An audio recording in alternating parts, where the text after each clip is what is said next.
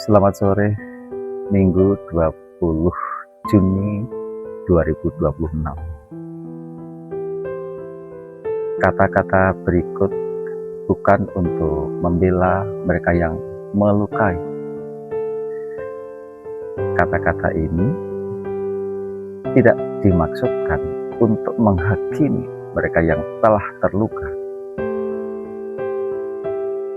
Lebih dari itu semua, puisi ini merupakan bentuk kegelisahan bagaimana sebuah bangsa merawat hubungan antara rumah dengan generasi penerusnya, antara negara dengan rakyat yang dipimpinnya. Sejarah menunjukkan kepada kita semuanya bahwa suara aktivis yang lantang bukan merupakan pertanda bahwa negara itu sudah kehilangan harapan.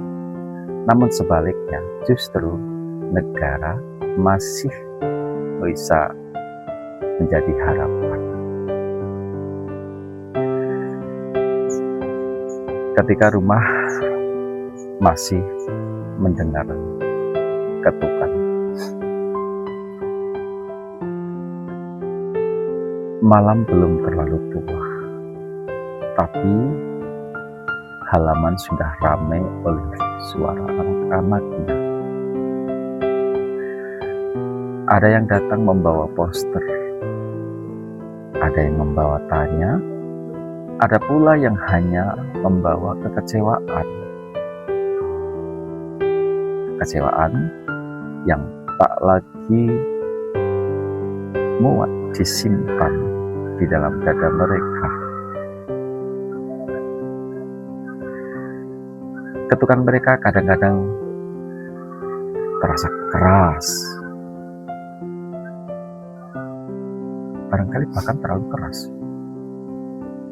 Namun, bukankah pintu memang diciptakan untuk mendengar ketukan?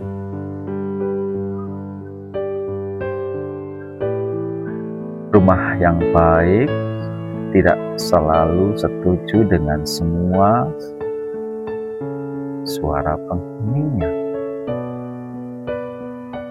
tetapi ia tidak menutup jendela.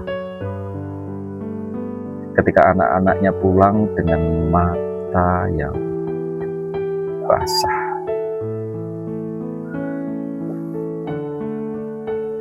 aku membayangkan sebuah negeri sebagai sebuah rumah besar.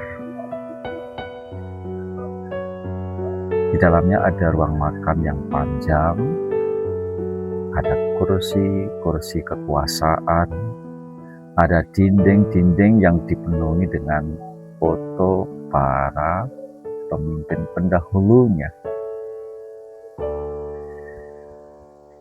Dan di terasnya anak-anak muda masih berdiri menanyakan arah. Bisa jadi mereka tidak terlalu benar, bisa jadi mereka membuat kesalahan. Kadang kata-katanya tergesa, kadang suaranya meninggi, kadang amarahnya melampaui pilihan kata-kata mereka. Tetapi bukankah masa muda memang sering datang dengan api yang belum selesai mempelajari dirinya bisa menjadi cahaya?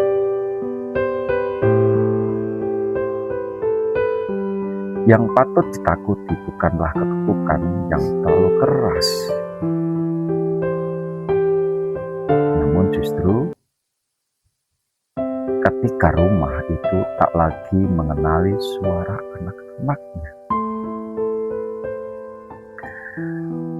Sebab pada hari itu yang retak bukan pintunya, melainkan rasa memiliki.